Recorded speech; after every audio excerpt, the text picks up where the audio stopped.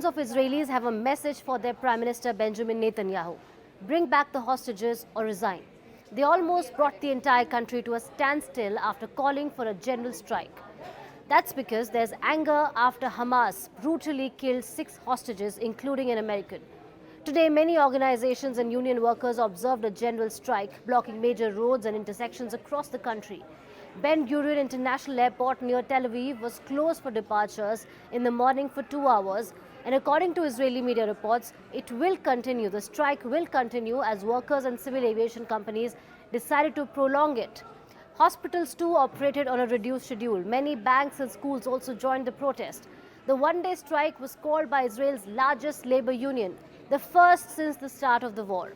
On Sunday, almost 500,000 protesters took to the streets in Jerusalem and Tel Aviv, demanding that Prime Minister Netanyahu do more to bring home the remaining hostages. This is one of the largest anti-government demonstrations in Israel since the Gaza war began.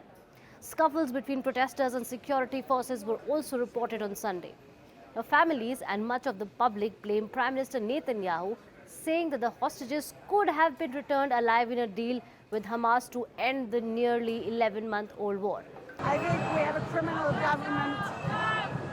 government who lets the hostages be murdered only for the sake of the coalition. And we have a prime minister who doesn't think of the good of a country, but only of his own good. This country was built on some core values. One of them is strictly that the government of Israel will do everything in its power to bring back hostages and soldiers from captivity wherever they are. And this government, because of political reasons and for the right extreme coalition of Netanyahu, is breaking those values. Now, how has Israel's Prime Minister responded to the murder of the 6 hostages, and why are the negotiation talks between Israel and Hamas stuck? Now, Prime Minister Netanyahu, who has pledged total victory over Hamas, blamed Hamas for the failure of negotiations which have dragged on for much of this year, whereas Hamas blames Israel and the US for the hostages' murder, accusing them of dragging talks by issuing new demands. Currently, the US, Egyptian and Qatari mediators are trying to broker a ceasefire deal that would see the Hamas release Israeli hostages in exchange for Palestinian prisoners that are languishing in Israeli jails, and also a pause in the ongoing war.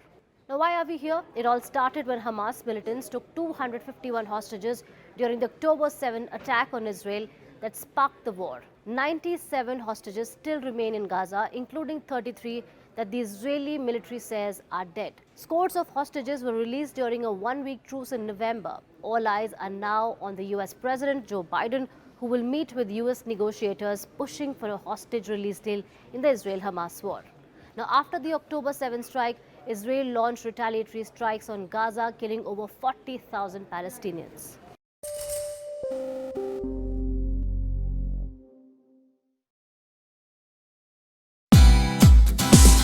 Hey, thank you for watching this on CNBC TV18. Hope you liked it.